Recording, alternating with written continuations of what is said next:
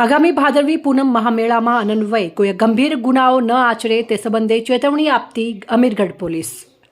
Amirgadh police station વિસ્તારમાં અગાઉ લૂંટ, ધાડ અને ચોરીના ગુનાઓમાં સંડોવાયેલ આરોપીઓને આજરોજ બનાસકાંઠા જિલ્લા પોલીસ અધિક્ષક પ્રશાંત સુબેની હાજરી કચેરી ખાતે હાજર રખાવી તેઓની આગામી ભાદરવી પૂનમ મહામેળા અન્વયે કોઈ લૂંટ, ધાડ, ચોરી કે અન્ય કોઈ શરીર સંબંધિત ગુનાહિત કૃત્ય ન આચરે તે સંબંધે ચેતવણી આપવામાં આવી છે.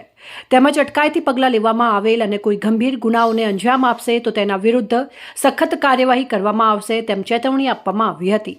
પોલીસ દ્વારા અલગ અલગ ટીમોનું ગઠન કરવામાં આવ્યું છે અને તમામ આરોપીઓ પર વોચ રાખવામાં આવશે. તેમજ પૂનમના મહામેળામાં કાયદો અને વ્યવસ્થાની પરિસ્થિતિ સુચારુ રહે અને પદયાત્રીઓને કોઈ અગવડતા પેદા ન થાય તેવી રીતે પોલીસ દ્વારા આયોજન કરવામાં આવ્યું છે.